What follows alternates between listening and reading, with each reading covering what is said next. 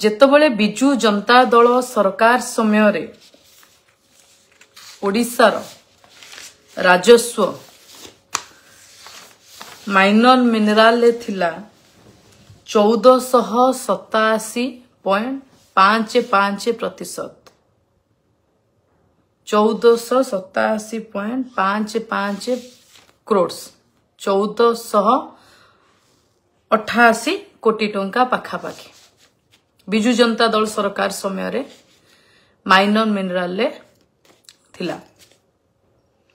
Bharatiya Janata party सरकार 1.5 वर्ष भितरे माइनर मिनराल रो राजस्व खसी जाइकी 600 कोटी रे पहुंची। पाखापाखि 60% माइनर मिनराल रो राजस्व खसी जाइछि। एवं आजिर केतरा मीडिया रे बाजुतिला तहसीलदार को ऊपरे जेतबळे बाली माफिया बेतनटी एरिया रे तहसीलदार को ऊपरे जेतबळे बाली माफिया अटैक कले तापरे सरकार कोडे चढ़ऊ आरंभ करिसंती।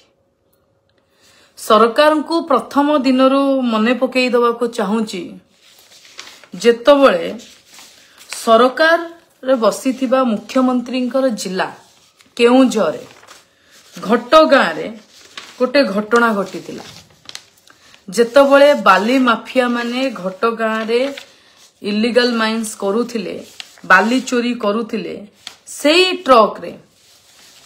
ट्रक को जेतबळे जने महिला लेडी कनेस्टेबल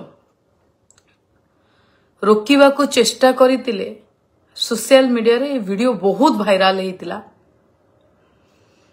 सेतबळे सरकार कुआडे जाइतिले से महिला पुलिस अधिकारी को असदाचरण शिकार होबा को पड़िला। से बाली माफिया माने असदाचरण कले मिसबिहेव कले से महिला पुलिस को सेतबळे सरकार चुप थिले।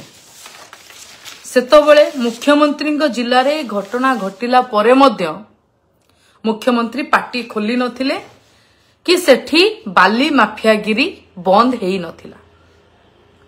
आगामी घटना जदि जिबा मार्थापुर ढेंकानाल जिलार कामाख्यानगर निर्वाचन मंडली रे मार्थापुर गोटे अंचल अछि जो जगह रे इलीगल सैंड माइनिंग होतिला।